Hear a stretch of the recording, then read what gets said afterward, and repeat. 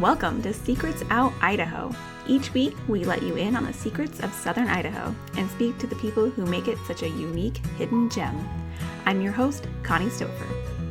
On today's episode, we'll learn why camping is better in Idaho and whether it's normal to cry during hot yoga. We speak to Idaho native, physical therapist, yoga instructor, and mom, Sami Ashenbrener. She'll share her women's health tips, kid-friendly activities, and what brought her back to the Magic Valley after leaving for college. Sami Ashenbrener, thank you so much for being here on the show today. I'm super excited to interview and learn more about you. Thank you so much for having me. Of course. I'm just going to start by having you tell me a little bit about yourself. Okay. Sami Ashenbrenner, and I was born and raised in Twin Falls. So my dad just retired this year, but he was a general surgeon at the hospital, Dr. Shess. Oh, wow. And my parents are both originally from Kansas. And so we were just watching the Super Bowl. Pretty exciting. Oh, the Chiefs yeah. just won. Yeah. But they came out to Idaho actually looking for skiing and rafting. And so they're kind of the only ones in their family that branched out and came to Idaho. And then, so I was born here, raised, and loved this area. I stayed in all the way through high school. And then, at that point, I was kind of ready to get out and explore.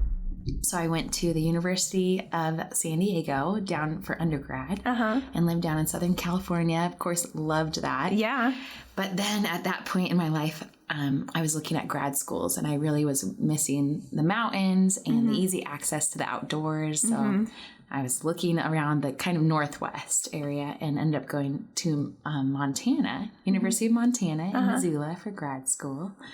And then my husband and I, after we were married, we lived in Boise, and we thought we were going to stay there forever. And then somehow we ended up back here. Just somehow. It's been great. Yeah, we actually came back for my husband's job. They brought us back to the region, and it was so funny. It was right before we had any kids, and we really thought we were going to stay in Boise. We loved that area, and we couldn't really imagine being back in Twin. And then this job opportunity came, and I knew of an awesome job opportunity for me as well. So we ended up coming back, and then soon after we had our first baby, a little boy. Yeah. And we have been so happy being back in Twin. One, we're near my family and my husband's family. Which is always nice. Yeah. Especially when you have kids. Yeah. So they get to be, partly raised by their grandparents as well and spend so much time with them. But man, coming back to Twin Falls has just made us so appreciate what this area has to offer. I mean, it's like we needed a little perspective leaving, but then coming back, it is so amazing. It's such a wonderful place to raise family, and it's changing so much. We've been so happy here. Oh, good. That's so good to hear. And I think, like, when people think, like, San Diego, they're like, oh, I bet that's nice, and it's warm and sunny, and you're by the beach. But then when you talk about, like, easy access to the outdoors, it's so different as far as being able to just go out on trails or anywhere, really, and not be crowded, and you don't have to drive an hour and a half to get to it. It's just right there. Absolutely. That was the biggest thing. I mean, camping, it was, we would go to one spot up in California, and it would take us at least 3 hours to get there. And then, it was so different compared to what our camping spots around here was. Everything was side by side. You'd pay for it. Yeah. And then they'd be booked out for the whole summer. And you're so right about going to any trails. It was like the trailhead, it would be packed. You would see the cars were lined down the street through the parking lot, and then just tons of people. And so we are so lucky to have the access that we do. Yeah, for sure. My husband and I, a long time ago, probably 10 years ago, did a road trip up the California coast, and we had planned on camping along the way, and we had mapped out a bunch of camping spots. Yeah. And we got there, and you're right, it was just like tents, like side by side, like little tent condos. And I was like, that's not what I had in mind. And so we just kept going and would get a hotel instead, because we're like, that's not what camping is and what we're used to anyways. Yes, absolutely. We take it for granted. And it was so funny. A lot of my friends that I met in college who were from Southern California, I would take them camping, and they'd be like, wow, we are roughing it. We are really out in the great outdoors. And but it was just so funny because it was not at all what I thought of as camping either. So it was a different perspective. Exactly. Like, if you're camping, you shouldn't be able to hear the people next to you. Right? You should be able to hear the outdoors. Yes. And you shouldn't be right off the road or right off the freeway. So So what did you study in school? I actually went to my undergrad and studied communication studies and business. So I really wasn't thinking about physical therapy, which is what I'm a physical therapist now. And I knew I wanted to interact with people and I didn't really know what my path was, where I was going to go, where it was going to take me. Yeah. And so after I graduated, I was working in a financial office, and that job, I was really just on a computer all day and not really interacting with people. And I knew it wasn't quite for me, but I didn't know exactly where I was. And at the time, so I always grew up dancing through, danced starting from age 3 and then danced all through college. I was on the university's dance team there. Oh, wow. So at that point in my life, I was teaching some dance classes on the side, and then I was certified in yoga. And so I started teaching yoga on the side. So I was doing some really fun things there. But I was in a career or in a job that I knew really wasn't for me in the long run. Yeah. And then it was funny. I came home to Idaho, and it was Christmas break, and I was skiing. I think it was actually New Year's Day. I know it was New Year's Day, 2011. And I was skiing at Sun Valley and ended up having a fall and tore my ACL. Oh, geez. Yeah. And so then I ended up going through physical therapy at that point. And it was great because my dad, being in the medical field, I knew a lot about the medical field, but he being a surgeon, he had the lifestyle where he was really like on call and working all the time and away from the family quite a bit. And so I thought, oh man, the medical field is not for me. But then when I went through rehab and PT, it was a perfect balance of like the things I loved, because I loved science, I loved anatomy and the body and movement. But physical therapy is so awesome because, one, you get so much more time interacting with your patients. They say like, the average time that a doctor gets to spend with their patient is 7 minutes or something in the office. But physical therapy, we're one-on-one for 30 minutes to an hour, and you get to see them a couple times a week, maybe. And so you really get to like build a relationship and then see them change and grow. So I loved that about it. And, it depends what setting you're in. But for me, I knew I wanted to have a family eventually. And I'm in an outpatient setting, so we're really a Monday through Friday office. And, you have the ability to kind of adapt your hours to what you need. So I loved that about it. But studying business and communications, I had to go back and do about a year of just straight science classes. Oh, right. I went to BSU when I was doing that, and it was really like, anatomy and physiology, chemistry, biology, anatomy, and psychology. So I was just at a year that was pretty intense while I was applying to PT schools. Yeah. And then that's eventually how I ended up at the University of Montana going to their physical therapy program. Yeah. And I bet it's kind of, I'm sure like with your yoga background and all of that, I think it probably lends itself really well to knowing how the body works already and moving into that field. Yeah. I think it was definitely helpful because I had that appreciation of the body and the movement. But I will say, I didn't have a ton of knowledge before I went back for all those science classes of the actual structures of everything. Yeah. And so I definitely had a lot to catch up on. Some of my classmates in physical therapy school had studied kind of anatomy and physiology their whole college career, and were athletic trainers or people who already had a lot of experience with that. So I did have a little bit of catching up to do, but for me, I loved it, and it was so interesting that it was pretty easy to keep studying and eventually catch up. That's awesome. Yeah. And so you went to Missoula, and then you guys moved to Boise? Yes. Yeah. So my husband, Rudy, and I, we dated a long time because we started dating when I was an undergrad. He had just graduated, and we were both home for Christmas, and we ended up kind of meeting up at a mutual friend's house. And so did you know each other in Twin Falls before, or did you meet in college? Well, the funny thing is we've known each other pretty much our whole life. Oh, wow. And he was 2 years ahead of me in school. So we were always really good friends. And I always had a super big crush on him. And I think it went the other way too. But we were always just friends or dating other people. And it's so funny. We were just talking about this the other night. I remember when we were in junior high, we both went to O'Leary. And I was in 7th grade and he was in 9th grade. And it was still when, it was 7th through 9th. And I totally remember that he asked me to dance, and I was like the coolest 7th grader because I got to dance with one of the 9th graders. Yeah. You know? So it's so funny, but we were always just friends. And then I studied abroad in college, and I got to live in Spain and France. That's basically my dream in high school, was able to study in Spain. That was like my dream. Oh, it was so amazing. Seriously. But when I got back from that, it was really funny. Rudy had just out of the blue called and left a message on my phone and said, I would love to like hear about your adventures abroad. Mm-hmm. Whenever you get back, he said, I have no idea when you get back into town, mm-hmm. but whenever you do, just give me a call. Mm-hmm. And it was funny. I like landed that night, and it happened to be the day that he had called. Oh, and so it was fate. It was fate. So we ended up just getting together that Christmas break and, you know, spending some time and started dating slowly, long mm-hmm. distance. Mm-hmm. And so we did a lot of our dating. We were in different places. He, after school, he went to Montana as well, University of Montana, uh-huh. but he had graduated mm-hmm. right when we started dating. So he moved back to Boise mm-hmm. and was working. Mm-hmm. And so we did like 7 years where I was in either San Diego or Montana. He was in Idaho, mm-hmm. and we were doing long distance. And then when I graduated PT school, we got married right after. Like That's exciting. The month after. Oh, wow. So no more waiting. No more waiting. Yeah. I decided it would be a smart idea to study for my board exam, graduate, and get married within like a month. Yeah.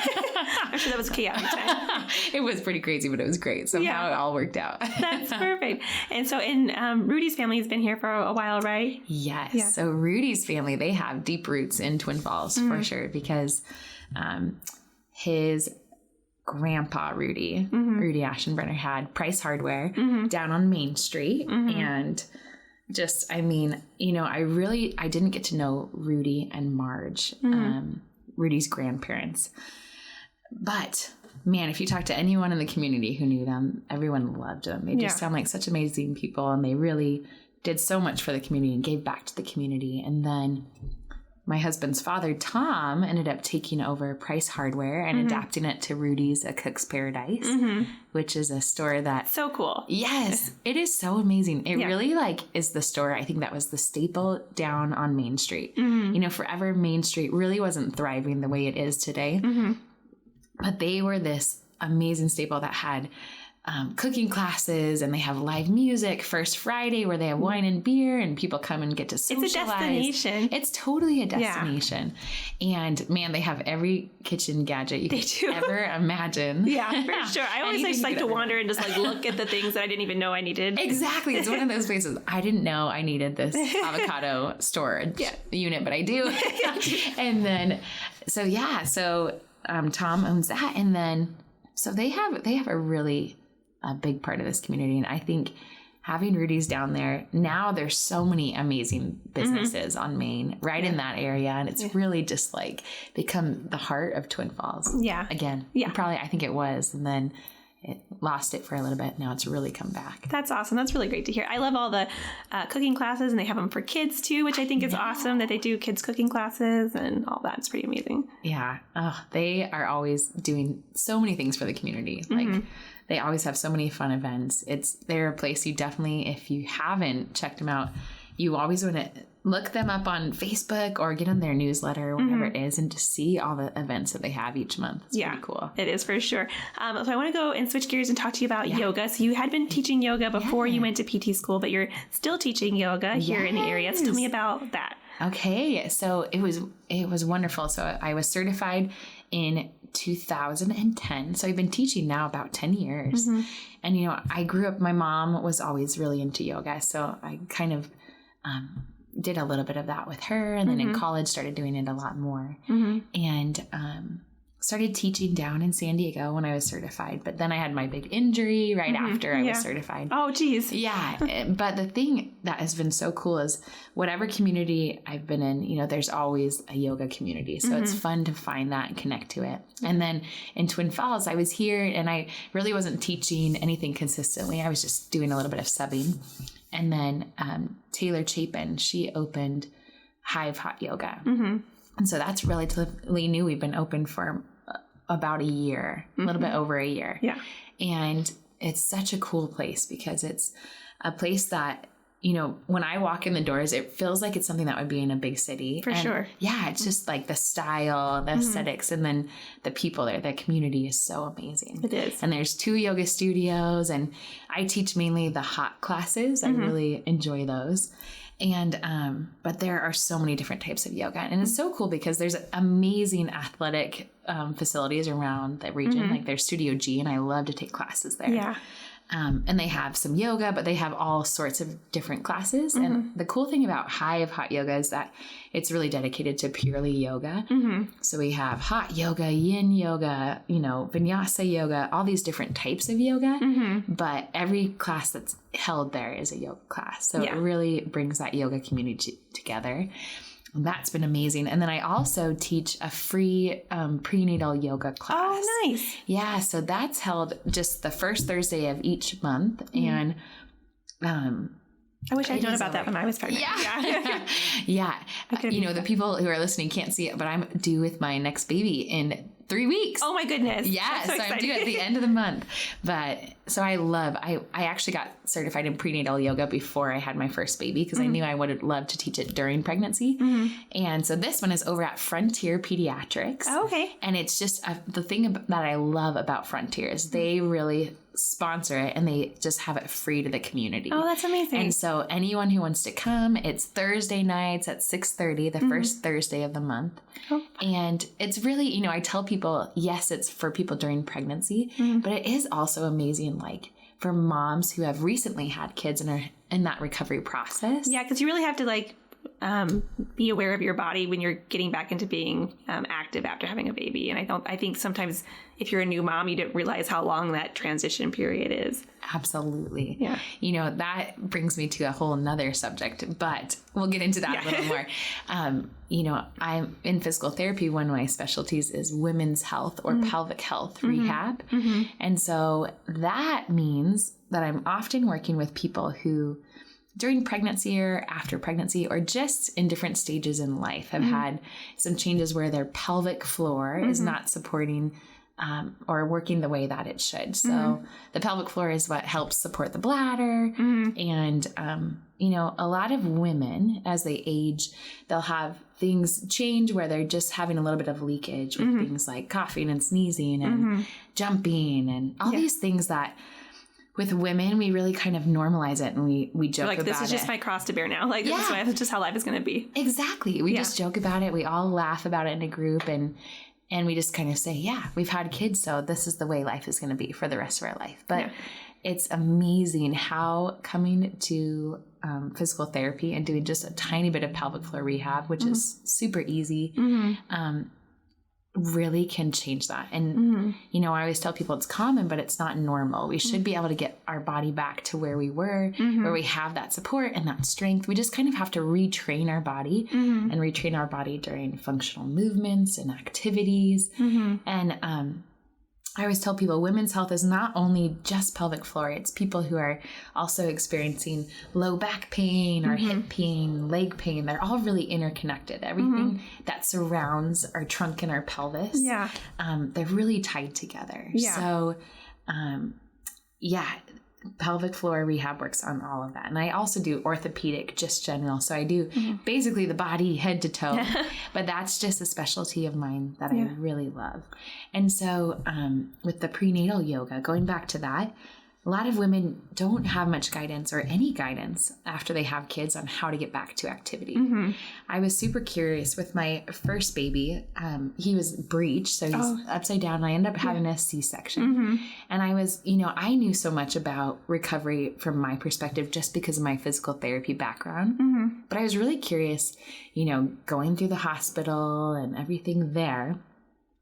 I wondered what they would give me in terms of information on my basically own nothing, right? Body rehab. Yes. And they just told me not to lift over a certain number of pounds. That was I can't remember how much it was, 10 pounds or something. Yes. And that's all they told me. And then it's well, how much does your car seat and your baby combined weigh? And usually it's over that amount anyway. Yeah.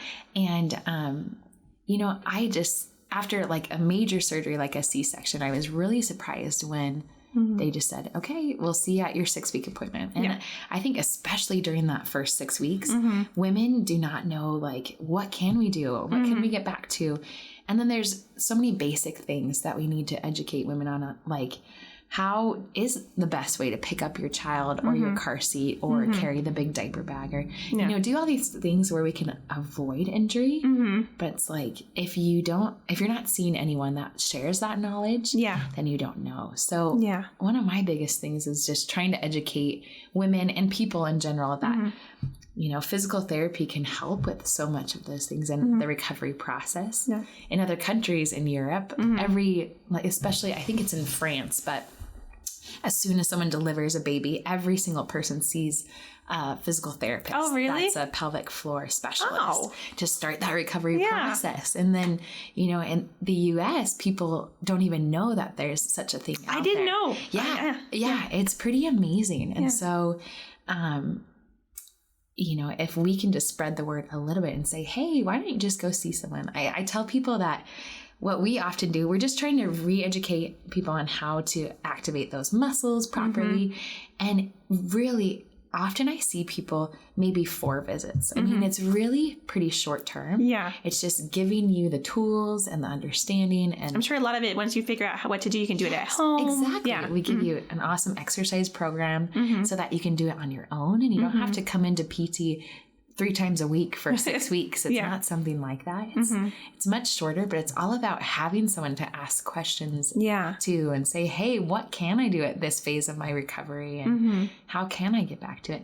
And, you know, people think maybe it's right after having kids only, but no, it's really... So if your kids are all grown and you've been dealing with this for 20 years, it's still something that you can remedy probably, right? Oh, absolutely. And that's the biggest thing. I have people come in and they literally for 30 years have been having whatever issue it is, maybe a little bit of incontinence or leakage, or they've been having back pain and hip pain that hasn't gone away since they had their kids 15 years ago or whatever it is. And it's amazing how coming in for a few treatments can really make such a huge difference in someone's quality of life. And that's why I love it so much.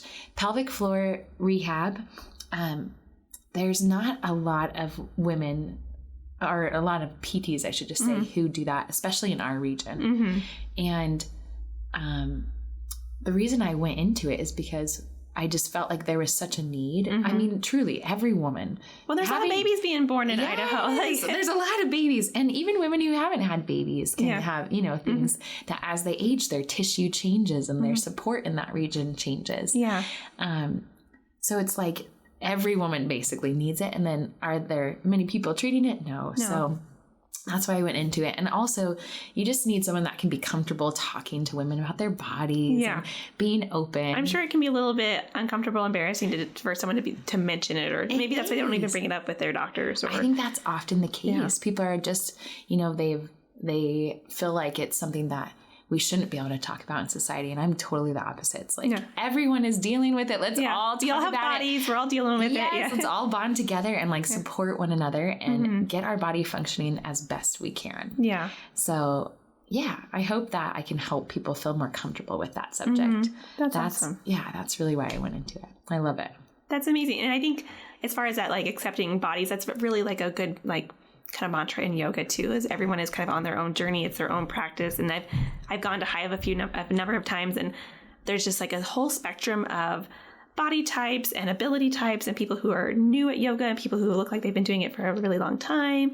And it's just a very comfortable environment for people to be. And I think sometimes people think of yoga and they think of people who are like very like that are just long and lean and have been doing it for a long time, and it can be intimidating to go if it's your first time and you've never done downward dog ever and you're going to go in to do a 80-minute hot yoga session. It can be a little intimidating, but I found it's been very like you are where you are and have the class that you want to have, and I think that's a really nice environment to be in. I think that you are so right about that, and that's the most amazing thing about yoga is, you know, you always call yoga a yoga practice because it's never something that's perfect. Everyone is growing and changing.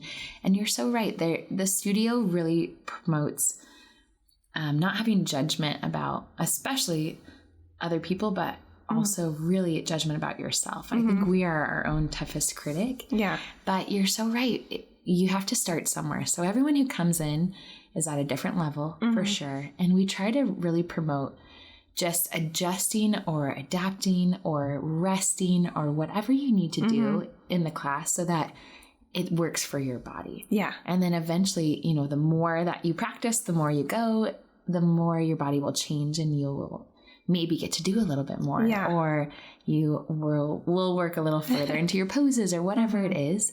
But you're so right. It's about letting go of that judgment of yourself and trying to really focus on, okay, what does my body need? And you know, of course, with yoga, there's so much tied to it beyond the physical. So there's so much research on mental health and how yoga and having some sort of meditative practice or something where you can kind of let go of the outside world for a little bit and be reflective inside yourself can really help with everything that's going on. It's tied to helping with depression and mental illness, and I mean, just so much. The list goes on and on and on. It's for sure. And I've done yoga, like I've been doing yoga for a number of years, but kind of just like at my house, like watching YouTube. It's been like my own thing I've done it here and there. And I started going to hot yoga maybe like 8 months ago, but I've only gone maybe 5 times because my schedule's bananas. But but I was shocked because I hadn't ever done hot yoga before.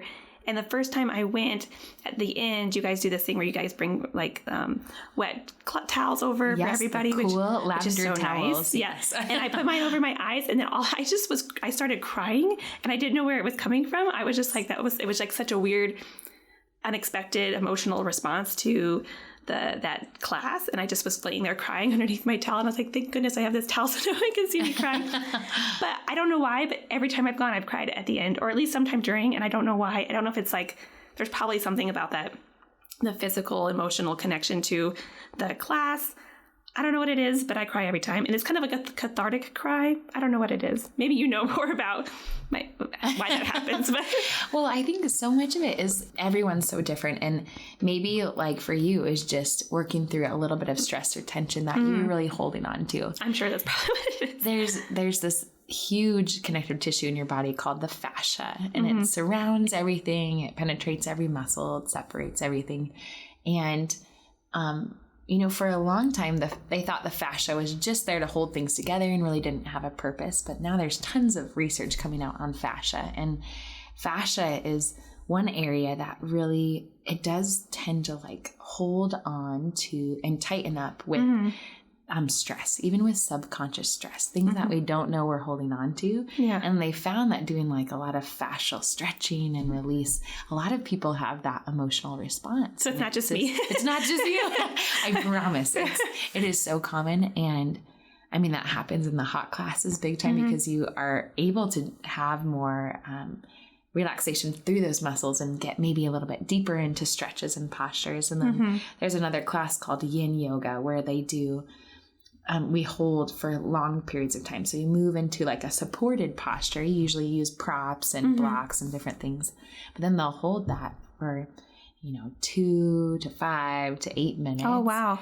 And that one is really trying to get into like that deep connective tissue. I'm going to cry in that one. Stretches. I can feel it. Yes. And I feel like 90% of the class just cries at some point because it's really, I don't know, you get to have that emotional release as well as that physical release. Yeah. So it's pretty amazing. Yeah, I would recommend it I've told so many people about it just because it is like at the end of it, you just feel so good. Like 80 minutes sounds like a long time to do anything, I think, like for a physical, at least for me, I was like 80 minutes is a really long time. I'm used to doing like a 20-minute yoga.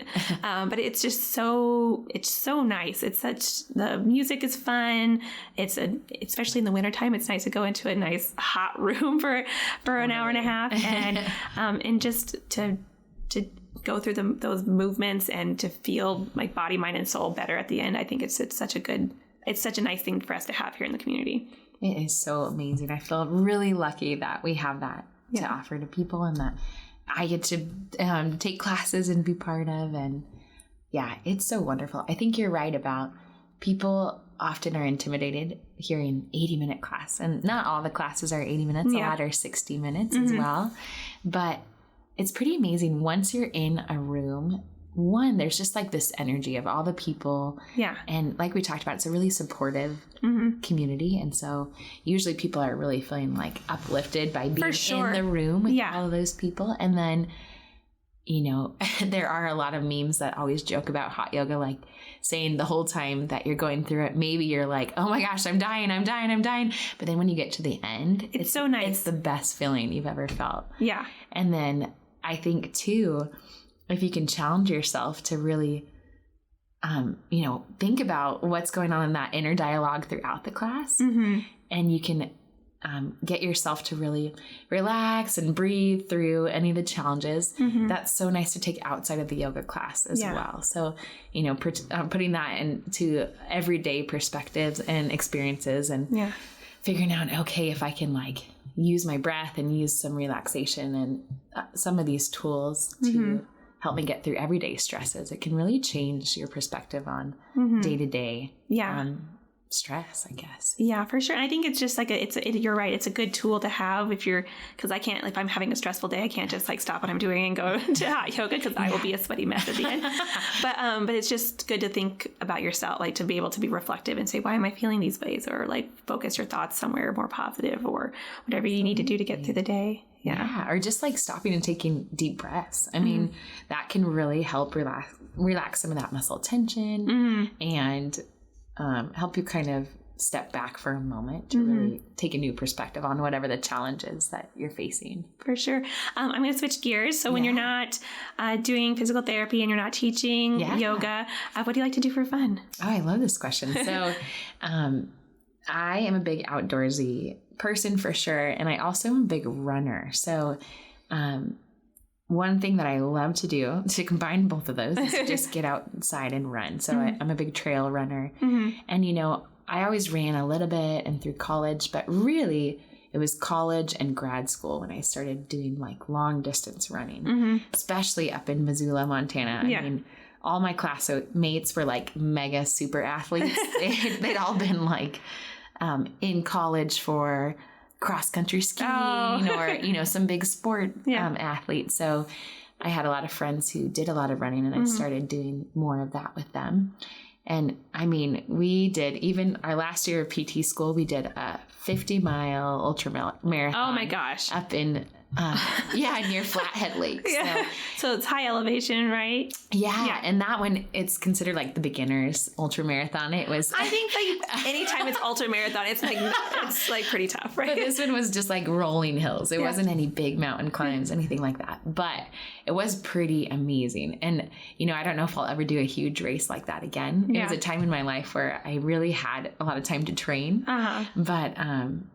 But it was pretty amazing to get to that point. And now that's something that I love doing. And I'm right now 37 weeks pregnant. I'm still jogging a little bit. Oh my gosh, that's amazing. Yeah. I could barely stand long enough to do my hair when I was that pregnant.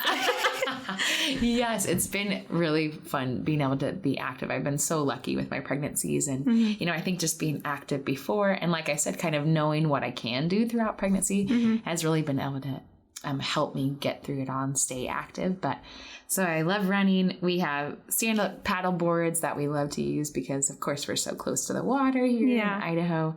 I love doing hiking and backpacking. I mean, anything that we can do outdoors, I love doing.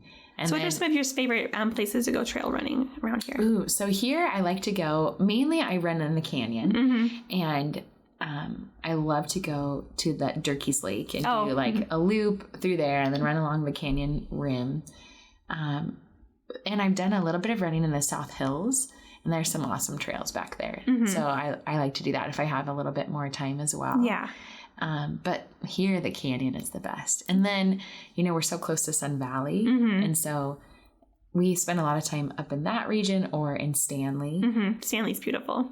So amazing. And so, of course, those places are tons of trails through the mountains. So it's fun to do any sort of running up there. Yeah. But I also now I do a lot of running where I'm pushing a stroller. Right. So I do a lot where I'm more on paved paths, like on our canyon trails. Yeah. Perfect. Which is, that is amazing. I love that they have so many miles of trail along the canyon rim. Yeah. How old's your son? He's 2. 2. His name's Miles. Oh. Yeah, he is a ball of energy and so much fun. Yeah. I actually met Miles the other night. You did? Rudy, Where'd you meet him? It was business after hours. Oh, did you meet him at Milner's at the bar? Was it? No. It was a different one. It's a different one.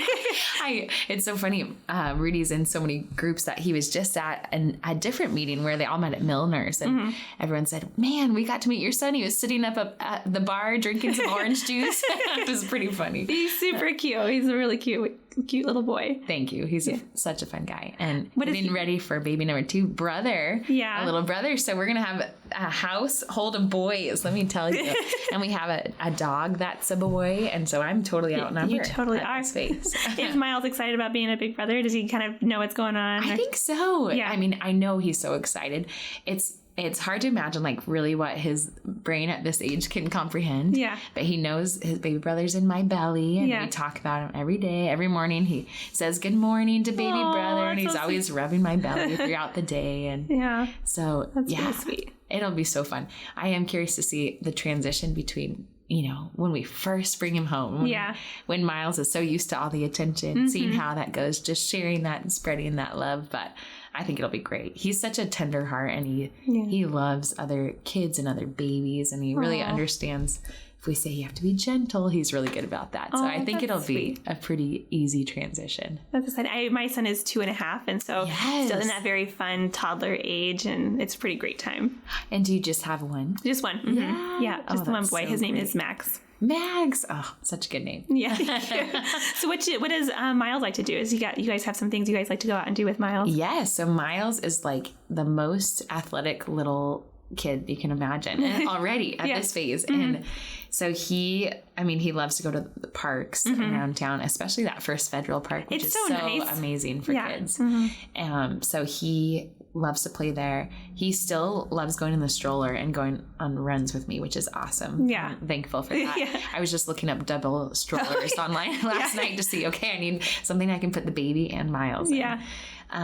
And just recently we discovered Jump Time in town. Oh, we were going to go check that out because we weren't sure if he was big enough to go. But yes, he's totally big enough. Yeah. And so Jump Time, if you haven't been there with your kids, you have to go check it out. It is amazing. They have just a room filled with trampolines. And there's a section that's like a toddler section or a kids section where kids, if it's really busy, there won't be big kids around. Yeah. But I have Fridays off, and they have this deal on Fridays that's $7 for an adult and for the kid if it's 4 and under. Oh, nice. So we like to go on Friday mornings. It's not too busy then. And it is just a blast. There's like big inflatable slides and different things as well. Yeah. And he's also done a little bit of gymnastics here. Oh, fun. We did a little Magic Valley gymnastics class. We took ours to that too last spring. Oh, so fun. Yeah. And he got a little taste of like the trampoline there. Yeah. And loved it. Yes, ours did too. Yeah. So after that, I was like, I think Jump Time is perfect. You'll have to go check it out. It's so fun. For sure. Yeah. We did, I think it was last spring we did gymnastics. He was just old enough to start,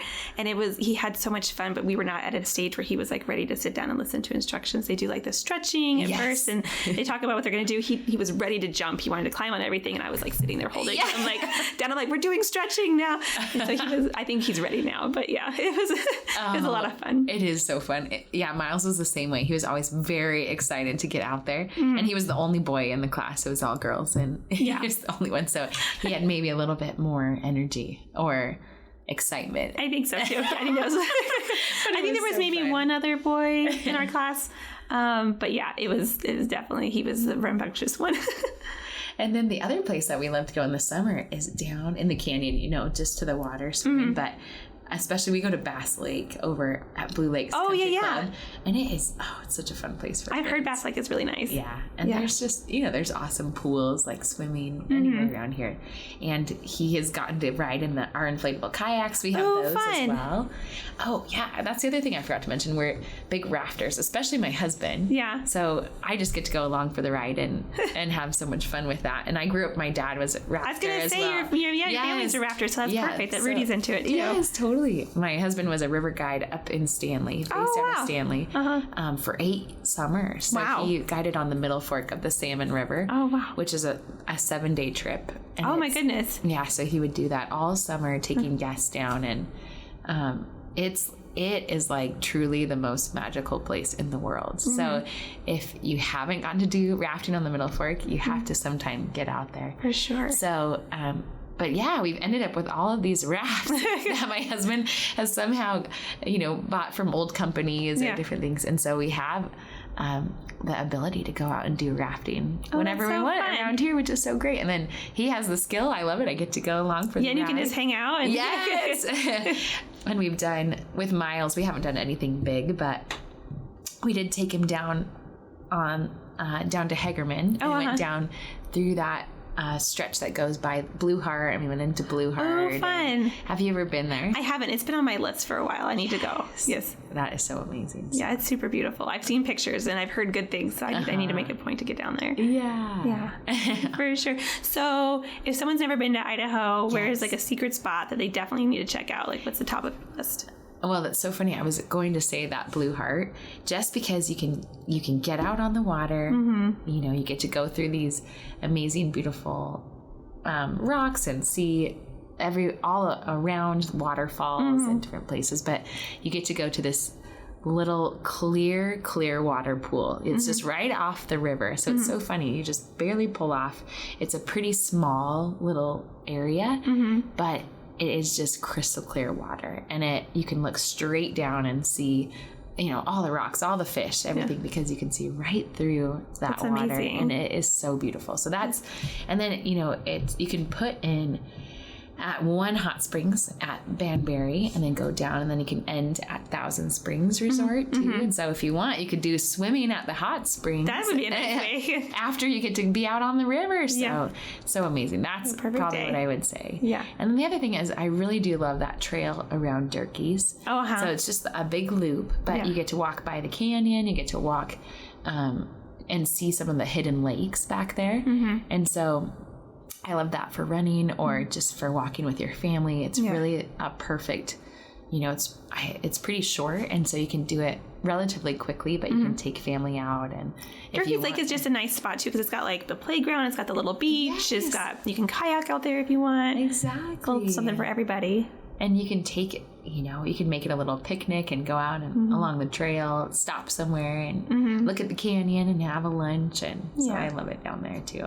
That's awesome. I'm going to just ask one more question about back to like women's health. If someone's maybe expecting a baby, had a baby, or maybe has been dealing with the effects of having a baby or just other pelvic health issues, what's maybe some tips for them to either get it checked out or things they can do at home, or if there's anything that you could recommend for people, for moms? Yeah. I love that. And I realized I didn't even mention the place that I work. So I'm at the Center for Physical Rehab in town. It's an outpatient clinic. And honestly, I think the best thing you can do, there's a lot of information out there, but it's kind of hard to figure out, okay, for each person's individual case. Yeah, for individual case, and what is legitimate, what's not. Yeah. I think the easiest thing to do is to come and make an appointment with a physical therapist, or come and see me. There's another physical therapist at my clinic who she'll be covering for me while I'm in maternity leave, and she's doing women's health as well. Her name's Mackenzie Red. But the cool thing about coming to physical therapy, a lot of people think that you have to have an MD referral, a doctor's referral. But unless you, the only exception is if you're Medicare, Medicaid, or federally funded insurance, you do have to have a doctor's referral. But if you are any other insurance, you can self-refer. So you can just call in, say, hey, I want to come to physical therapy, and your insurance will cover it exactly the same way as it would any other doctor's appointment or a physical therapy appointment.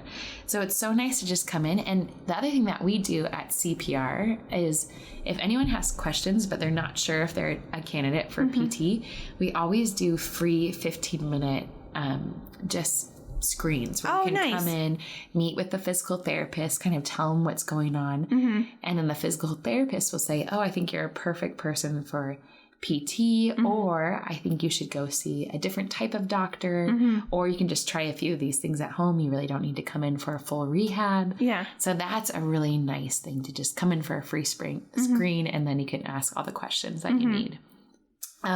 For women, though, I think the biggest thing is after you have kids, or if you're having any of those issues in your own body, first thing is just, finding someone who you can ask questions to. Yeah. I think that's the biggest thing. Biggest one, yeah. Yeah, because I would give some specific exercises and different things, but really you need just a little bit of training to know that you're doing them properly. Yes. I think it's not just doing Kegels, like that's not going to... Exactly. Yeah. And even if you are doing Kegels, like they say, they found that when women are trying to practice Kegels, there's a huge majority that are not doing them correctly. Oh, yeah. And sometimes it's doing kind of the opposite of what you want. Rather than supporting everything and lifting everything, it's actually putting more pressure and pushing things down. Doing the opposite of what you need. Exactly. So if you can come in and just really get a quick overview of how to do it correctly in your own body for you,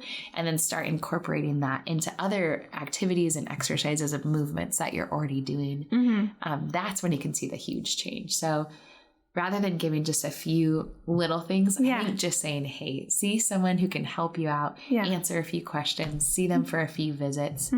And, there's women's health or pelvic health specialists, physical therapists all over the country. So anyone who's listening to this, make sure you find someone local close to you and go and see them for a few visits. Yeah, that's awesome. I think it's so important to take your health into your own hands and not just accept whatever you've been dealing with, and because there's probably a solution, or hopefully there's a solution to make it at least a little better. And I think it's important to take care of ourselves and to make time for ourselves. I think you're so right. And it's really easy, I think, to fall through the cracks in the healthcare system, or to just not know what's out there.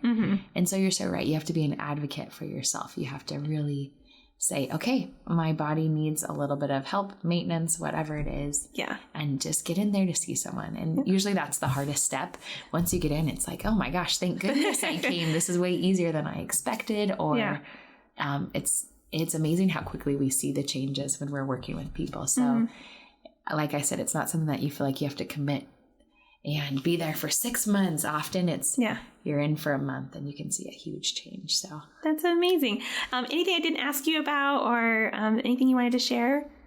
Oh man, I know there's probably we covered a lot of bases. We did. I'm feeling really good about it. Awesome. Sammy, thank you so much for being on the show. I really appreciate you sharing all of your information and tips, and just doing all that you're doing in the community. Thank you so much. I'm so happy to be here. And I feel like everything that I talked about here, I just got to barely scrape the surface. So I'm so happy to go into it in more depth and work with anyone who has any more questions. They can always find me at CPR.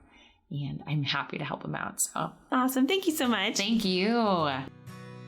Thanks for listening to Secrets Out Idaho. You can follow Southern Idaho Economic Development on social media, or visit southernidaho.org to learn more. Please take a moment to leave a rating and review, and subscribe so you can be the first to hear more Secrets Out Idaho. Until next time.